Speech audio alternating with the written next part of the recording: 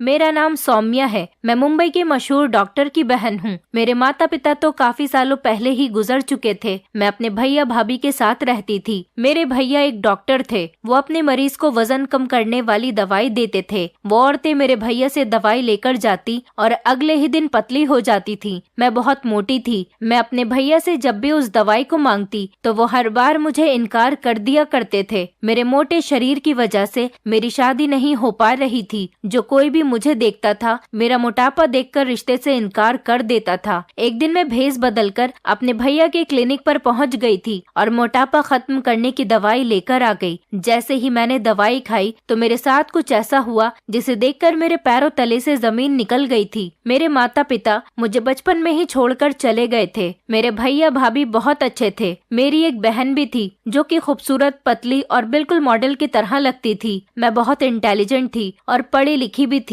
मेरे भैया ने मेरी ग्रेजुएशन कंप्लीट करवा दी थी। मैं बचपन से ही बहुत मोटी थी। मैं हर काम में इतनी ज्यादा परफेक्ट थी कि लोग मेरी काबिलियत देखकर मेरी तारीफ किया करते थे। लेकिन फिर भी कहीं न कहीं मेरे मोटापे की वजह निकल ही आती थी, जिस वजह से लोग मुझसे दूरी बना लिया करते थे। और तो और मेरा वजन सिर्फ 25 साल की उम्र में 85 किलो हो गया था। मेरे अंदर इतनी ज्यादा क्वालिटीज होते हुए भी लोगों को मेरी ये कमी नजर आ ही जाती थी। मुझे पतली लड़कियों को देखकर बड़ी जलन महसूस होती थी, जबकि मेरी खुद की छोटी बहन बहुत ज्यादा खूबसूरत और पतली सी थी। मैंने कंप्यूटर का कोर्स भी किया हुआ था। मेरी माँ के ना होते हुए भी मुझसे हर काम आता था, लेकिन बस मैं पतली होना चाहती थी। मैंने ठान लिया था कि मैं किसी भी तरह से पतला होकर रहूंगी। इसलिए मैं बहुत ज्यादा डाइटिंग भी करती थी और ज्यादातर परहेज का खाना ही खाया करती थी। यहाँ तक कि मैंने जिम भी कर लिया था। जब मैं जिम करती तो मेरे वजन को सिर्फ थोड़ा सा ही फर्क पड़ता था। न जाने मेरे ऊपर ये कैसा मोटापा था जो खत्म होने का नाम ही नहीं ले रहा था। मेरी इतनी मेहनत के बाद भी सब कुछ हर बार बेकार हो जाता था। जिम करना, भूखा रहना, परहेज का खाना खाना, यहाँ तक कि मैं 6-7 किलोमीटर दूर से भी ज्यादा दूर तक भागदौड़ करती थी, लेकिन फिर भी मेरा वजन सिर्फ 4 या 5 किलो ही कम होता था। इससे ज्यादा कोई फर्क नहीं पड़ता था और मेरा वजन भी वहीं का वहीं, और मैं देखने में मोटी और भद्दी लगती थी, जिस वजह से हर कोई मुझे मोटी मोटी कहकर चिढ़ाता था और मेरे रिश्ते भी नहीं लग पा रहे थे। कभी अगर मेरे परिवार में किसी चीज पर मेरी तारीफ की जाती तो साथ में ये भी कहा जाता कि बस लड़की थोड़ी पतली और होती तो शायद अच्छी लगती। और आजकल तो वैसे भी पतली और स्लिम लड़कियों का ही क्रेज चल रहा है, क्योंकि पतली लड़कियों पर कपड़े भी अच्छे लगते हैं और वो अपनी मर्जी के हिसाब से हर तरह के कपड़े पहन सकती हैं। लेकिन मैं तो लोगों को देखकर बस अपना दिल मारती रहती हूँ। मैं कभी अपनी ख्वाहिशें पूरी नहीं कर सकती। मैं भी दूसरी लड़कियों की तरह अच्छी दिखना चाहती हूँ, क्योंकि मेरा शरीर ही इस लायक नहीं है। लोग मेरे ऊपर बुरे बुरे कमेंट्स पास करते थे और मुझे लोगों की बातें बहुत बुरी लगती थी। मैं सिर्फ सब्र कर लेती थी और खामोश हो जाती थी, क्योंकि मेरे पास इसके अलावा और कोई दूसरा चारा नहीं था। आखिर मैं किस किस को जवाब देती। हर तरह से मैंने अपना वजन कम करने की कोशिश कर ली थी। अखबार में भी अगर वजन कम करने वाला ऐड आता तो मैं फौरन गौर किया करती थी, मगर कोई फर्क नहीं पड़ रहा था। मेरी दादी का कहना था कि मैं बचपन से ही हेल्दी हूँ, इसलिए मुझ पर कोई दवाई या कोई भी इलाज काम नहीं करेगा। खाने को तो मेरी दादी मुझे ताने मारा करती थी, क्योंकि दादी को ऐसा लगता था कि मैं बहुत ज्यादा खाती हूँ, लेकिन मैं सिर्फ नॉर्मल सा ही खाना खाती थी और अपना वजन कम करने की मेरे दिमाग पर धुन सवार थी और इसी वजह से मैं कम से कम खाना खाती थी। जबकि मेरे पेरेंट्स ऐसे बिल्कुल भी नहीं थे, बल्कि मेरे पूरे परिवार में मुझ जैसा मोटा कोई नहीं था। मेरे मम्मी पापा भी पतले ही थे। मेरे भैया तो मोटे हैं, लेकिन इतने ज्यादा मोटे नहीं हैं जितनी कि मैं हूँ।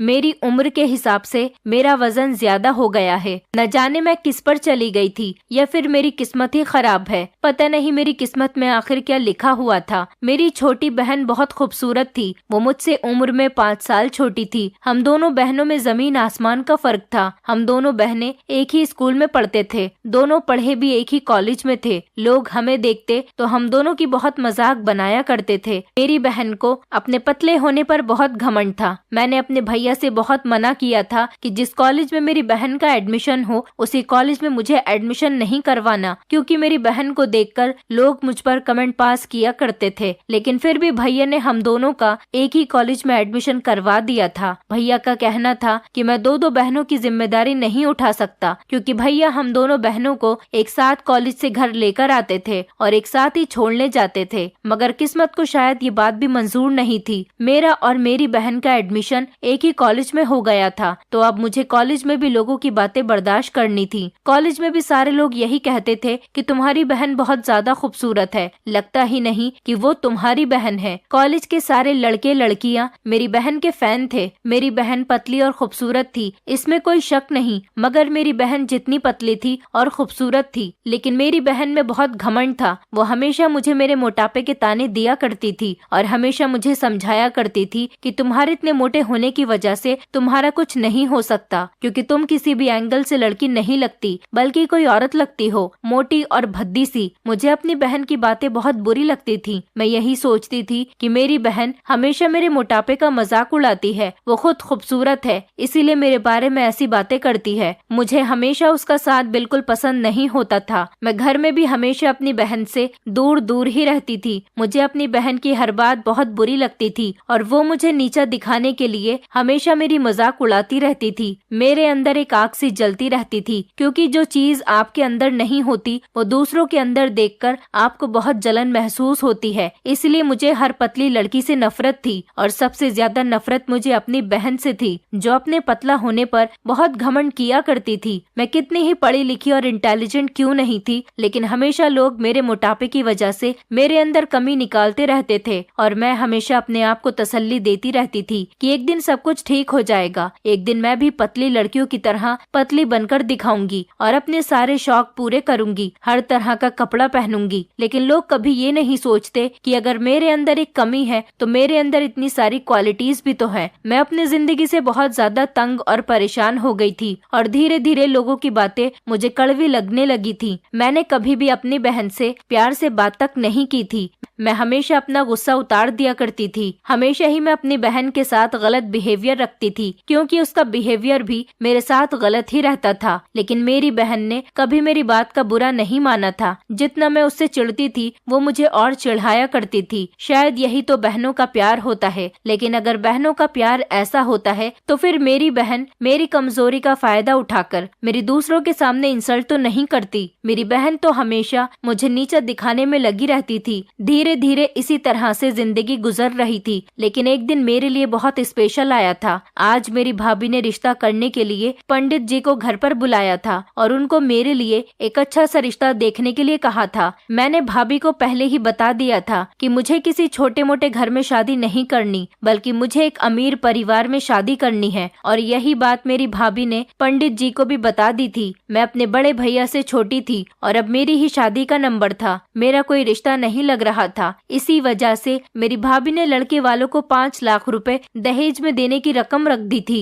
पंडित जी उनकी बातें समझकर चले गए थे और अब वो लड़के वालों को यही लालच देने वाले थे। इसी बहाने भाभी ने मुझसे कहा था कि अब तुम किसी भी तरह से जल्दी अपना वजन कम करने की कोशिश करो और अब तो जैसे तैसे करके पतली होकर ही दिखा दो, ताकि तुम्हारे लिए कोई अच्छा सा रिश्ता आ सके। भाभी का मतलब समझकर मैंने भी यही सोचा था कि ऐसा करना ही ठीक रहेगा। मुझे कुछ न कुछ करके अपना वजन कम करना ही होगा। इसलिए मुझे अपनी बहन से बनाकर भी रखनी थी, क्योंकि मेरी बहन भी इस काम में मेरा बहुत साथ दे सकती थी। हमारे पड़ोस में श्रद्धा भाभी रहा करती थी। वो अभी अभी ही हमारे पड़ोस में रहने के लिए आई थी। उनका हमारे घर पर आना जाना बहुत हो गया था, क्योंकि उनसे मेरी भाभी और दादी की बातचीत बहुत अच्छी रहती थी। श्रद्धा भाभी के परिवार में उनके पति और उनका एक जवान बेटा था। मैंने आज शाम ही उनके घर पर जाने के बारे में सोचा था। फिर शाम को मैं श्रद्धा आंटी के घर चली गई थी, क्योंकि उनका जवान बेटा बहुत ज्यादा स्मार्ट था और वो अपने बेटे के लिए रिश्ता देख रही थी। मुझे अपने पास देखकर श्रद्धा आंटी को बहुत खुशी हुई थी, क्योंकि उन्हें मेरा बिहेवियर बहुत पसंद आया था। मैंने सोचा था कि बस जिस तरह से श्रद्धा आंटी को मेरा बिहेवियर पसंद आया है, इस तरह से उनको मैं भी उनके बेटे के लिए पसंद आ जाऊं। उनका बेटा मेरे मुकाबले बहुत ज्यादा स्मार्ट और हैंडसम था, जबकि मैं तो बहुत मोटी और भद्दी सी दिखती थी। भाभी ने मुझसे कहा था कि अगर मैंने श्रद्धा आंटी के बेटे को इम्प्रेस कर लिया तो मेरी लाइफ बन जाएगी, क्योंकि श्रद्धा आंटी का लड़का हमारे मोहल्ले का सबसे खूबसूरत लड़का था। इसलिए भाभी के कहने पर मुझे यहाँ पर आना पड़ा था। मैंने श्रद्धा आंटी से अच्छे रिलेशन बना लिए थे और उनके घर जल्दी जल्दी आना जाना शुरू कर दिया था। मैंने श्रद्धा आंटी के बेटे को इम्प्रेस करने की बहुत कोशिश की, लेकिन ना तो बेटा इम्प्रेस हुआ और ना ही माँ। मेरी ये कोशिश भी बेकार हो गई थी। मैंने फिर उसके बाद जिम जाना शुरू कर दिया ताकि मैं पतली हो सकूं। मुझे जिम जाते हुए लगभग 5 महीने होने वाले थे। मुझे पता चला कि हमारे घर रिश्ते वाले आने वाले हैं। और फिर रिश्ते वाले हमारे घर ही आ गए थे। मैंने लड़के वालों के आने से पहले खुद को पतला करने के लिए काफी कुछ किया था। लगभग 2 दिन से तो मैं भूखी थी, कुछ खाया भी नहीं था और कपड़े भी इस तरह के पहने थे जिसमें मैं पतली लग सकूं, और सब कुछ अच्छे से सेट कर लिया था। आज मुझे पूरा यकीन था,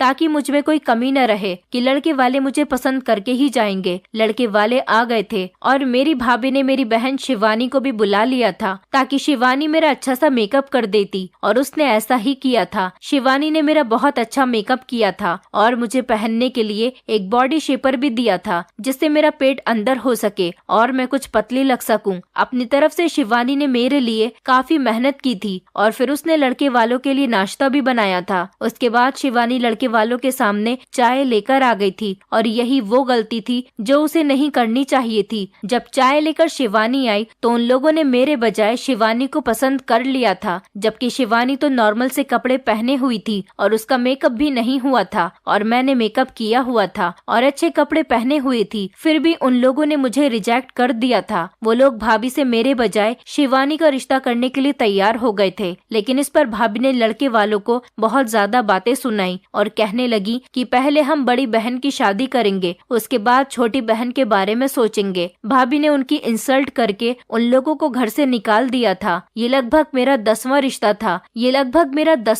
था जिन लोगों ने मेरे मोटापे की वजह से मुझे रिजेक्ट किया था। मुझे इस बार बहुत ज्यादा दुख हुआ था, क्योंकि लड़के वालों ने पैसों के लालच में आकर मुझे पसंद कर लिया था। लेकिन जब उन्होंने शिवानी को देखा तो वो लोग शिवानी को अपने घर की बहू बनाने के लिए तैयार हो गए थे। इस बार मेरा रिश्ता खत्म होने की वजह शिवानी थी। मुझे इस बार शिवानी से और भी ज्यादा नफरत हो गई थी, जबकि सब में शिवानी की कोई गलती नहीं थी। लेकिन मुझे तो ऐसा ही लग रहा था कि वो जरूर जानबूझकर मेरा रिश्ता खत्म करने के लिए ही वहाँ पर आई होगी। लेकिन मेरे दिमाग में एक ये बात भी थी कि शिवानी को भाभी ने वहाँ पर बुलाया था, वो खुद नहीं आई थी। अब जब ये बात हो गई तो भाभी ने शिवानी को बहुत डांटा था, लेकिन इसमें शिवानी की कोई गलती नहीं थी, जबकि भाभी ने ही तो शिवानी को बुलाया था। अब वही शिवानी को डांट भी रही थी। सारी बात मेरे भैया के सामने भी खुलकर आ गई थी। मैं अपने भैया की बहुत लाडली थी, क्योंकि मेरी छोटी बहन मेरे भैया का कहना नहीं मानती थी और मैंने हमेशा अपने भैया का कहना माना था। मेरे भैया ने मुझे मेरे माता पिता से बढ़कर प्यार दिया था। भैया ने मेरे हर नाज नखरे उठाए थे। आज तक भैया ने मेरी हर डिमांड मेरे मुंह से निकलने से पहले ही पूरी कर दी थी, जबकि मेरी भाभी भी इस बात पर कभी कभी नाराज हो जाती थी, क्योंकि मेरी भाभी के पास एक छोटी सी बेटी थी जो सिर्फ अभी 3 साल की ही थी।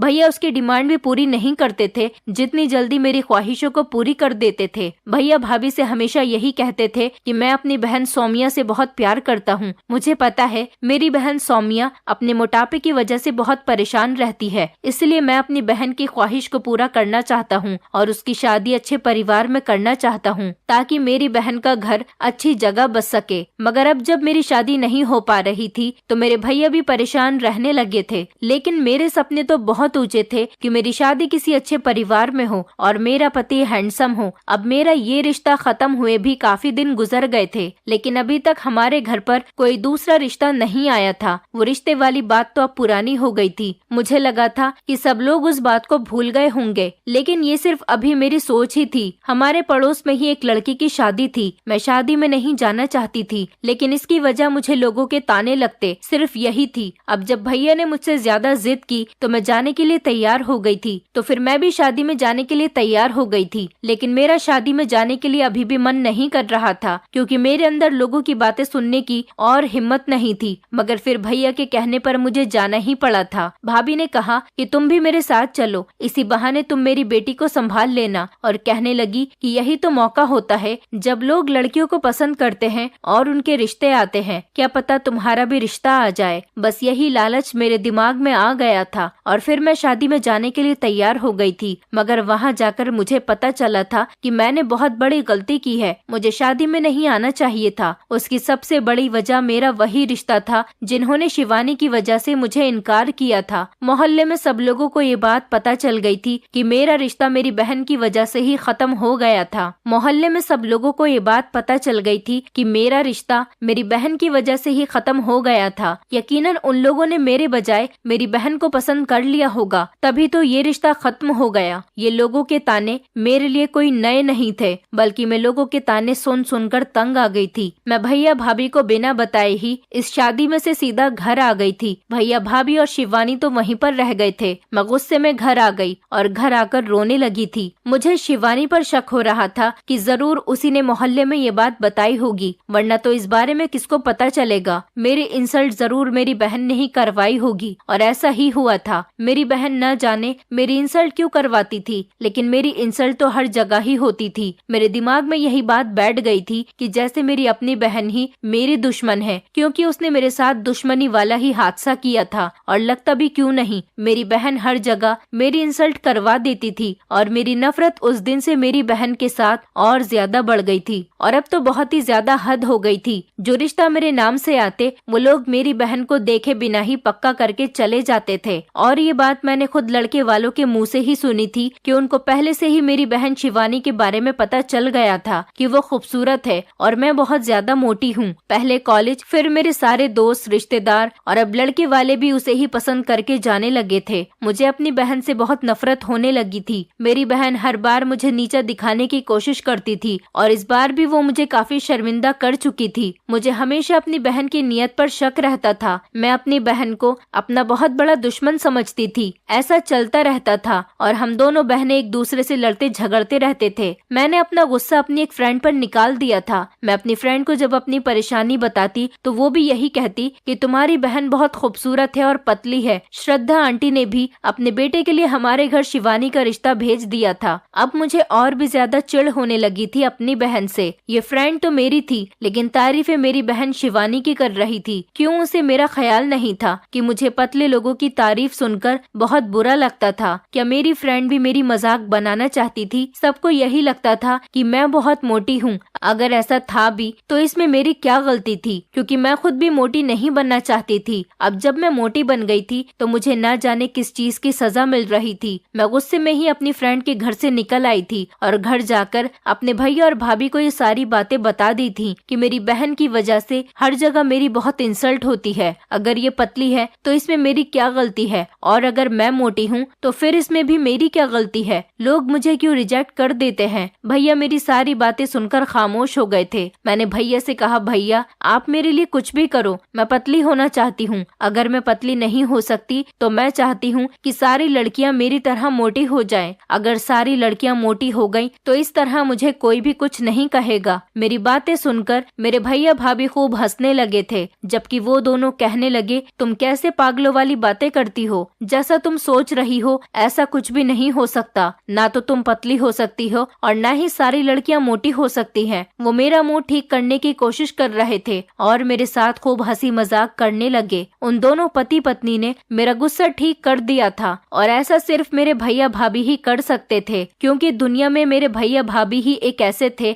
जिन्होंने मेरी हर परेशानी को समझा था और उन दोनों ने हमेशा मुझे खुश रखने की कोशिश की थी। मेरे भैया भाभी दुनिया के सबसे अच्छे भैया भाभी थे, जिन्होंने मुझे माता पिता का प्यार दिया था और कभी माता पिता की कमी नहीं होने दी थी। हम दोनों बहनों को बहुत लाड प्यार से पाला था। मैं भी अपने भैया भाभी के साथ हमेशा उनके जैसा ही बिहेवियर किया करती थी। शिवानी तो भैया भाभी का ज्यादा कहना तो नहीं मानती थी, लेकिन मैंने हमेशा उनकी आज्ञा का पालन किया था। लोगों की बातें और सारी बातों से तंग आकर मैंने भैया भाभी से कह दिया था कि अब वो आगे मेरी शादी का ख्याल अपने दिल से निकाल दे, क्योंकि इस तरह से तो मेरी शादी कभी नहीं होने वाली। क्योंकि ना तो मैं कभी पतली हो सकूंगी और इस मोटापे की वजह से कभी मेरी शादी नहीं हो पाएगी। इस बात पर पहले तो भैया ने मुझ पर बहुत डांट लगाई थी, लेकिन भाभी ने जब भैया को समझाया तो वो खामोश हो गए थे। मगर मैं भी उनसे ऐसी बातें करके बहुत अपसेट हो गई थी। मैं बहुत परेशान रहने लगी थी, मगर मेरी परेशानी का उन लोगों के पास कोई हल नहीं था, क्योंकि आखिरकार मैं भी एक इंसान थी और मैं अपने भैया की सबसे लाडली थी।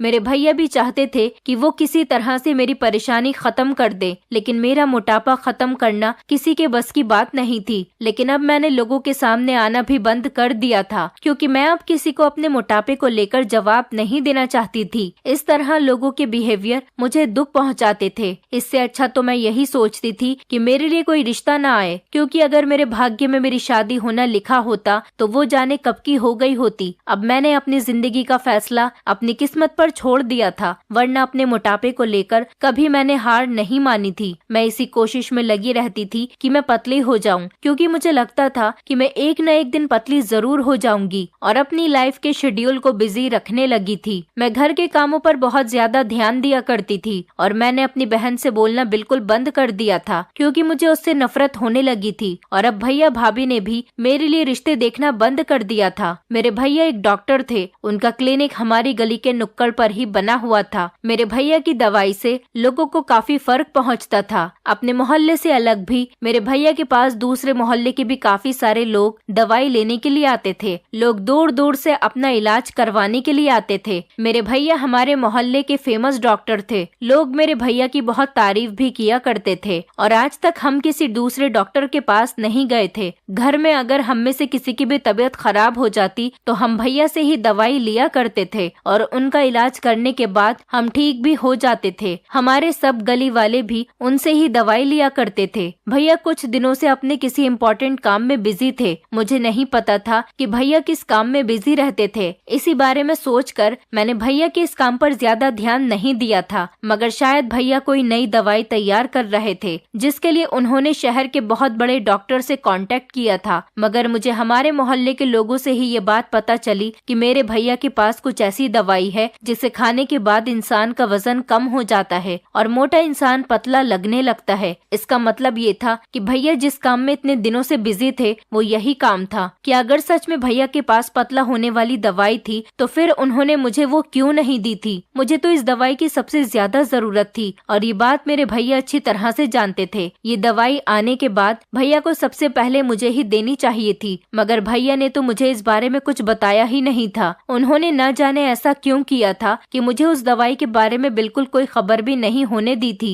भैया के पास से जो भी मोटी लड़की पतला होने की दवाई लेकर जाती वो एक ही महीने के अंदर अंदर पतली हो जाती थी। मतलब कि भैया की बनाई हुई दवाई सच में काम किया करती थी। लेकिन बस मेरे दिमाग में तो एक ही सवाल उठ रहा था कि आखिरकार भैया ने मुझे वो दवाई क्यों नहीं दी थी। मुझे अपने भैया के घर आने का इंतजार था कि जब वो अपना क्लिनिक बंद करके घर आए तो मैं उनसे इस बारे में बात करूं। और इसी वजह से मुझे लगभग रात के 3 बज गए थे, लेकिन भैया अभी तक अपना क्लिनिक बंद करके घर के अंदर नहीं आए थे। फिलहाल लगभग 3:30 बजे तक भैया घर के अंदर आ गए थे। भाभी ने कहा था कि उनके आते ही तुम कोई बात मत करना, आराम से इस बारे में सुबह को ही बात करना, क्योंकि अब वो खाना खाने के बाद सो जाएंगे। और मैंने ऐसा ही किया था। मैं अपने कमरे में सोने के लिए चली गई थी और सुबह होने का इंतजार कर रही थी। जब सुबह हुई तो दिन निकलते ही मैंने सबसे पहले इस बारे में भैया से बात की और उनसे खुद ही अपने लिए वो दवाई भी मांग ली थी, मगर भैया ने मुझे वो दवाई देने से इनकार कर दिया था। मुझे अपने भैया से इनकार की उम्मीद बिल्कुल भी नहीं थी। क्या भैया को मेरा जरा सा भी एहसास नहीं था कि मैं अपने मोटापे की वजह से कितनी ज्यादा परेशान हो चुकी हूँ और इसी मोटापे की वजह से मेरा रिश्ता भी नहीं होता। लोग आते थे और मुझे रिजेक्ट करके चले जाते थे और लोगों के बीच मेरी जो इंसल्ट होती थी वो अलग थी। सब कुछ मेरे भैया के सामने ही होता था, मगर फिर भी वो मुझे दवाई देने से मना कर रहे थे, जबकि भैया ने तो आज तक मेरी हर डिमांड पूरी की थी। मेरे बहुत कहने पर भी भैया मेरी बात को नहीं मान रहे थे और भैया ने मुझे वो दवाई देने से साफ इनकार कर दिया था। मुझे भैया के इनकार करने की वजह बिल्कुल भी समझ नहीं आई थी। आखिर वो मुझे दवाई दे देते तो उनका क्या बिगड़ जाता। ये क्या हो रहा था, मेरी तो कुछ भी समझ में नहीं आ रहा था। भाभी ने मुझे इशारा करके चुप करवा दिया था और इसीलिए मैंने भैया से ज्यादा बहस नहीं की थी और उठकर खामोशी से गुस्से में छत पर आ गई थी। मुझे बहुत ज्यादा गुस्सा आ रहा था। आखिरकार मेरे भैया को मेरी हर परेशानी के बारे में पता था, फिर भी वो मेरे साथ ऐसा कैसे कर सकते थे।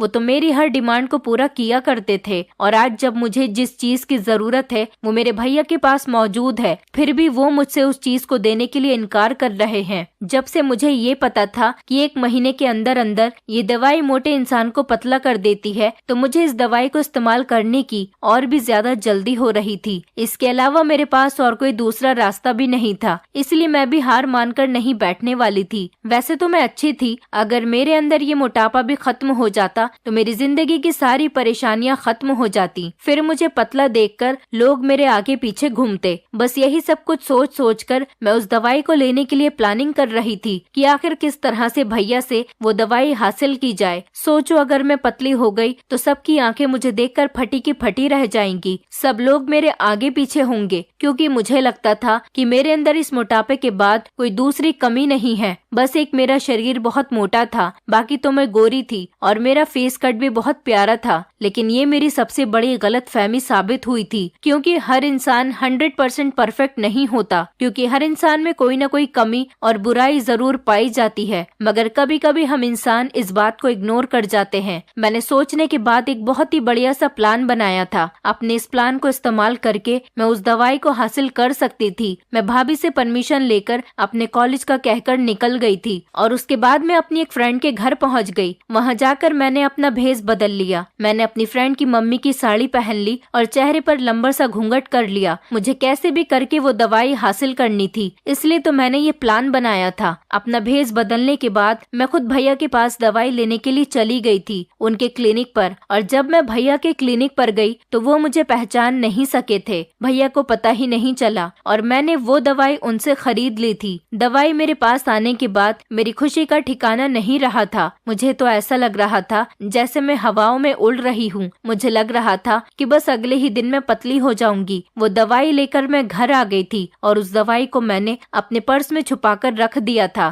ताकि ये दवाई किसी के हाथ न लग सके। भैया ने दवाई देते टाइम उसको खाने का तरीका भी बताया था कि ये दवाई किस तरह से खानी है। भैया के मुताबिक तो ये दवाई मुझे दिन में 2 बार खानी थी और ये दवाई 15 दिन की दवाई थी। 15 दिन दवाई खाने के बाद मुझे 15 दिन और अपने वजन कम होने का इंतजार करना था। ये लगभग 30 दिन का कोर्स था। मैंने इसी तरह किया। 15 दिन तक मैं दोपहर का खाना और रात का खाना और खाने के बाद चोरी चुपके दवाई खा लिया करती थी। अब मुझे पूरे 30 दिन होने का इंतजार था ताकि मैं पतली हो जाती तो अपने सारे सपने पूरे कर पाती। मैंने सोचा था कि जैसे ही मैं पतली हो गई फौरन ही मैं अपनी सारी फ्रेंड्स को पार्टी दूंगी। जब मेरी 15 दिन की दवाई खत्म हो गई तो मैंने और 15 दिन अपने पतले होने का इंतजार किया। दवाई खाते हुए मुझे बड़ा अजीब सा एहसास होता था और मैं भैया के सामने भी नहीं आती थी, यही सोचकर कि कहीं भैया को शक न हो जाए। मैंने उनसे दवाई ली है। जब मेरे 15 दिन कंप्लीट हो गए तो मैंने अपने अंदर काफी असर महसूस किया था। काफी नहीं बल्कि बहुत असर महसूस किया था। मुझे खुद को देखकर यकीन नहीं हो रहा था कि ये मैं ही हूँ। अब वक्त आ गया था कि मुझे सबको बताना था कि मैं किसी से कम नहीं हूँ। पतली होने के बाद मैं इतनी ज्यादा खूबसूरत लग रही थी कि इतनी ज्यादा खूबसूरत तो मेरी बहन शिवानी भी नहीं थी। अब मैं सच में पतली हो गई थी। मेरा वजन लगभग 50 किलो हो गया था,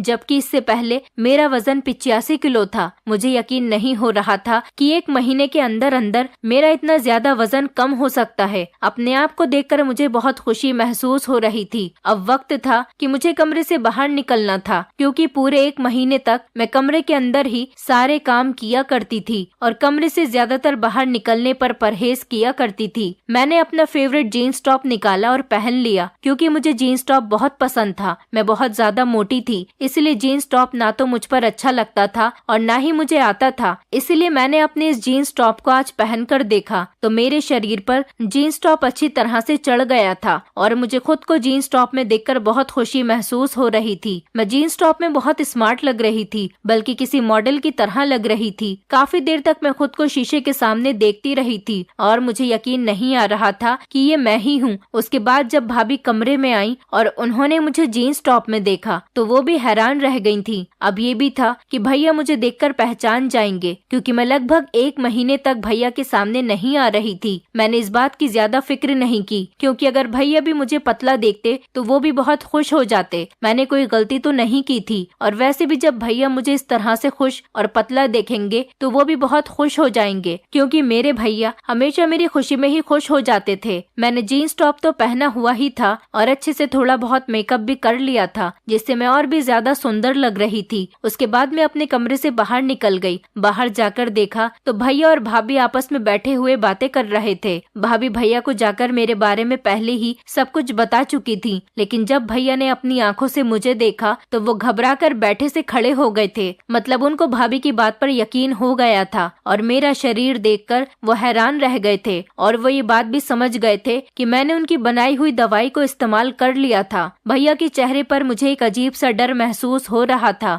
जो आज से पहले मैंने कभी नहीं देखा था। उसके बाद भैया ने डरते डरते मुझसे पूछा, सौम्या, क्या तुमने मेरी दवाई अपने ऊपर इस्तेमाल की है? एक बार तो मैंने सोचा कि भैया से झूठ बोल देती हूँ, लेकिन फिर मैंने यही सोचा कि एक न एक दिन भैया को इस बारे में जरूर पता चल जाएगा। यही सोचकर मैंने भैया से कह दिया कि ये आपकी ही दवाई का असर है, जिस पर भैया को बहुत गुस्सा आ गया था और वो अचानक सोफे पर बैठ गए थे। ऐसा लग रहा रहा था जैसे वो बहुत ज्यादा टेंशन में है। मुझे समझ में नहीं आ रहा था कि भैया इस तरह से क्यों रिएक्ट कर रहे हैं। आखिरकार मैंने पतला होने की दवाई ही तो खाई थी और वो भी कोई ऐसी वैसी नहीं थी, जबकि काफी सारी लड़कियां और औरतें मेरे भैया से खरीद कर ले जाती थी। वो लोग भी तो पतली हो जाया करती थी, इसलिए इसमें इतनी टेंशन वाली बात तो नहीं थी जितनी कि भैया ले रहे थे। भाभी भी यही सब सोच रही थी। फिर उसके बाद उन्होंने भैया से हिम्मत करके पूछ ही लिया कि आप सौम्या को देखकर इतनी टेंशन में क्यों आ गए हो, आखिर क्या हुआ है। मगर भैया ने भाभी की बात को इग्नोर कर दिया और मेरी तरफ देखकर कहने लगे कि आखिर तुम्हें वो दवाई कहाँ से मिल गई। अब तो भैया से कोई भी बात छुपाने का कोई फायदा नहीं था, इसलिए मैंने भैया को सब कुछ सच सच बता दिया था कि कैसे भेस बदलकर मैं भैया की दुकान पर चली गई थी और पतला होने की दवाई लेकर आ गई थी। मेरी बात सुनकर भैया की आंखों में आंसू आ गए थे और वो कहने लगे, सौम्या तुमने ये क्या कर दिया। उनको आज से ज्यादा परेशान तो मैंने कभी नहीं देखा था। मैं भी घबरा गई थी कि भैया इसीलिए परेशान है कि मुझसे जरूर कोई ना कोई गलती हो गई। भैया की हालत देखकर तो मुझे ऐसा ही लग रहा था। जब भाभी ने भैया से रिलैक्स होने को कहा और उनसे उनकी परेशानी की वजह पूछी तो भैया ने बताया कि जो दवाई मैंने मोटापा खत्म करने के लिए बनाई थी वो दवाई सौम्या के लिए नहीं थी।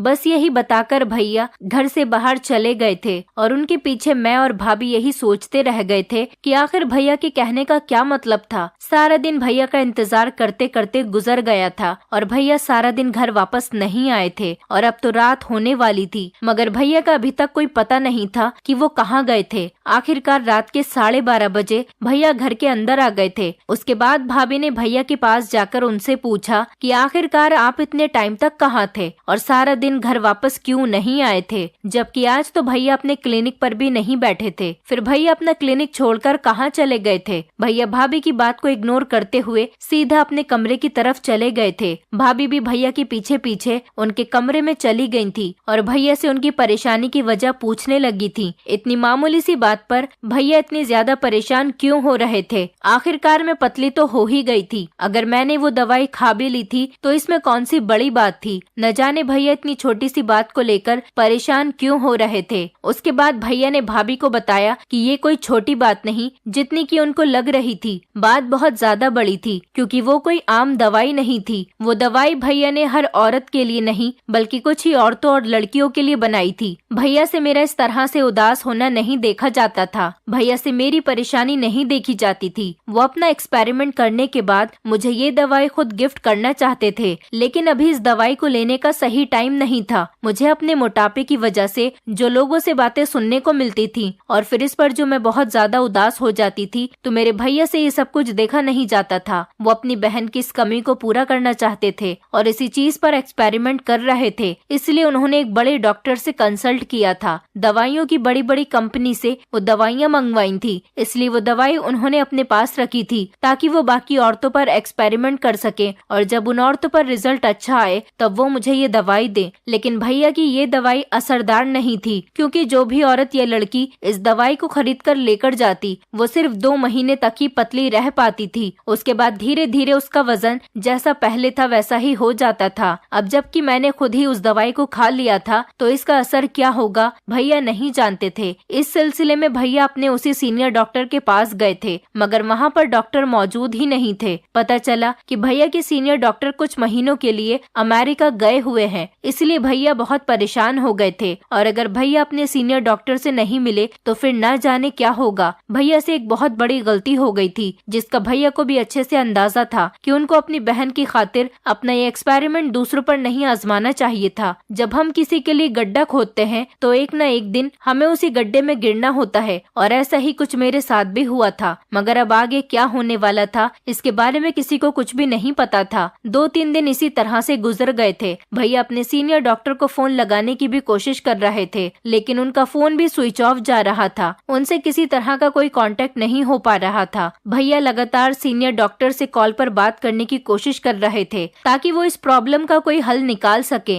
भैया को फोन लगाते हुए काफी टाइम हो गया था। भैया के चेहरे पर अभी भी वो परेशानी मौजूद थी। भाभी ने भी भैया से पूछा था तो भैया ने उन्हें बताया कि मेरे पास एक सॉल्यूशन है और वो ये है कि इन सब दवाइयों को उठाकर फेंक दिया जाए, तभी इनका असर खत्म हो सकता है। सारी दवाइयाँ तो भैया के क्लिनिक में मौजूद थी, क्योंकि अब भैया यही चाहते थे कि वो दूसरों को भी ये दवाई ना बेचें ताकि उनकी बहन की तरह कुछ दिन की खुशियाँ उन औरतों को भी नसीब हों, लेकिन ये सिर्फ कुछ दिन की ही खुशियाँ होती थी। उसके बाद जब औरतें इतना पैसा खर्च करने के बावजूद भी दोबारा से मोटी हो जाती तो उनको बहुत बुरा लगता था और उनका बहुत ज्यादा दिल दुखता था। और फिर भैया ने जिस वजह से ये दवाई मंगवाई थी उनका ये मकसद पूरा नहीं हुआ था, क्योंकि भैया चाहते थे कि जो इस दवाई को खा ले उसका मोटापा हमेशा हमेशा के लिए ही खत्म हो जाए, लेकिन ऐसा कुछ नहीं था और अब हम लोग इस मकसद को पूरा करना भी नहीं चाहते थे। इसलिए मैं फौरन भैया के क्लिनिक पर गई और सारी दवाई उठाकर घर ले आई थी और अब भैया से कह दिया था कि आप जो चाहें इस दवाई के साथ कर लो। भैया ने वो सारी दवाई लेकर एक बॉक्स में बंद करके कूड़े वालों को दे दी थी और हर दवाई के रैपर से उसके नाम को मिटा दिया था ताकि इस दवाई को कोई इस्तेमाल न कर सके। अब भैया के पास कोई भी औरत या लड़की मोटापा खत्म करने की दवाई लेने आती तो भैया उससे इनकार कर देते। दिन इसी तरह से गुजर रहे थे और देखते ही देखते मेरे 2 महीने पूरे हो गए थे। मेरा वजन भी अपनी जगह पर आ गया था। मैं पहले जैसी मोटी हो गई थी, मगर अब क्या किया जा सकता था। मैं इस दुख की वजह से काफी दिनों तक घर से बाहर नहीं निकली थी। मेरी फ्रेंड्स के भी कॉल आए थे जिनसे मैंने पार्टी के लिए कहा था, लेकिन अब मुझे किसी से कोई बात नहीं करनी थी और न ही मैंने अपनी फ्रेंड्स को इस बारे में कुछ बताया था। आखिरकार मैं उनको क्या बताती कि मेरे साथ ये सब कुछ हुआ था। ये सब सुनकर तो मेरी फ्रेंड्स मेरा और भी ज्यादा मजाक बनाती। मेरे भैया को भी इस बारे में अच्छे से पता था। उनको लगता था कि शायद इस सब में उनका ही कसूर है और उनको ये भी लग रहा था कि मैं भैया से नाराज हूँ, लेकिन ऐसा कुछ भी नहीं था। इस हादसे के बाद में मेरी भैया से कोई बातचीत नहीं हुई थी क्योंकि मैं अपने कमरे में बंद थी और उन्होंने भी आकर मुझसे कोई बात नहीं की थी। धीरे धीरे दिन इसी तरह से गुजरते चले जा रहे थे। फिर एक दिन भैया मेरे कमरे में मुझसे बात करने के लिए आए थे। शिवानी ने भी मुझसे बात करने की बहुत कोशिश की थी, लेकिन शिवानी पर तो मुझे बहुत ज्यादा गुस्सा आ रहा था, इसलिए मेरी उससे बातचीत पूरी तरह से बंद हो गई थी।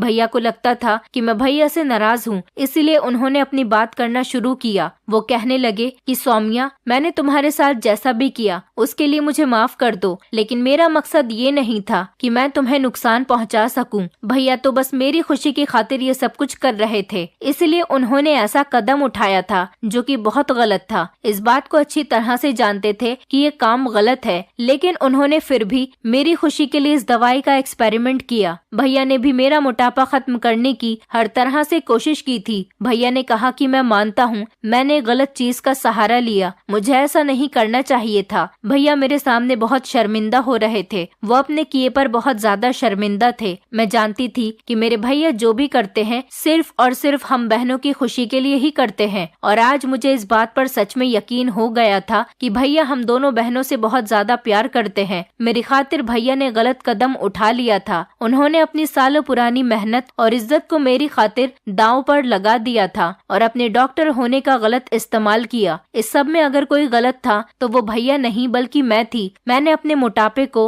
हर तरह से खत्म करने की कोशिश की थी, जबकि मेरा पतला होना नामुमकिन था। हर इंसान अपने अंदर कोई ना कोई कमी लेकर आता है, शायद मेरी कमी मेरा मोटापा ही था। जैसे कि मैंने अपनी अक्लमंदी के साथ अपने मोटापे को खत्म करना चाहती थी और मैंने अपने आप को स्लिम और स्मार्ट बनाने के चक्कर में और अपनी एक कमी को दूर करने के लिए उस दवाई का इस्तेमाल किया था। मैं बिल्कुल परफेक्ट बनना चाहती थी और यही मेरी सबसे बड़ी गलती थी। मेरा मोटापा मेरे अंदर कोई कमी नहीं थी, बल्कि मेरी सोच ही मेरे लिए बहुत बड़ी कमी साबित हुई थी। मेरा स्लिम और स्मार्ट बनने का शौक मेरे लिए सबसे बड़ी कमी थी, जबकि हमें अपने बारे में सिर्फ इतना ही परफेक्ट बनना चाहिए जितना हो सके और अपने ऊपर बिल्कुल भी घमंड नहीं करना चाहिए। मैं इतनी कॉन्फिडेंट इसलिए हुई थी क्योंकि मैं लोगों की बातों से तंग आ गई थी। दवाई खाना मेरे लिए एक मजबूरी बन गया था, मगर देर से ही सही मुझे ये बात समझ आ गई थी। अब जैसा भी था जो भी था, मैंने अपनी कमी को एक्सेप्ट कर लिया था। जैसा भी होता है अच्छे के लिए ही होता है। शायद मैं कभी पतली नहीं हो सकती, इसलिए उस दवाई का असर धीरे धीरे मुझ पर से खत्म हो गया था। इंसान कैसा भी हो, उसकी शक्ल सूरत, उसका शरीर पतला मोटा जैसा भी हो, लेकिन उसका दिल अच्छा होना चाहिए। और आज मुझे ये बात अच्छे तरीके से समझ में आ गई थी, क्योंकि अब तक मैं बहुत ही गलत काम के पीछे पड़ी हुई थी जिसका ठीक होना बिल्कुल नामुमकिन था। मैं कभी पतली नहीं हो सकती थी। मेरे लिए मेरा मोटापा ही बेस्ट है। आखिर भगवान ने मुझे किसी वजह से ही तो मोटा बनाया होगा, तो फिर मुझे पतला होने की क्या जरूरत थी। मैंने अपने आप को अच्छी तरह तरह से संभाल लिया था। भैया को मुझसे इसी बात की उम्मीद थी, इसलिए अब वो भी खुश रहने लगे थे और उन्होंने प्यार से मुझे आशीर्वाद दिया था और प्यार से वो मुझसे कहने लगे कि आज तक जो बात मैं अपनी बहन को नहीं समझा सका वो आज मैंने उनको सिखा दी थी। वो मेरी इस बात पर बहुत खुश हुए थे। मुझसे शिवानी ने भी माफी मांग ली थी।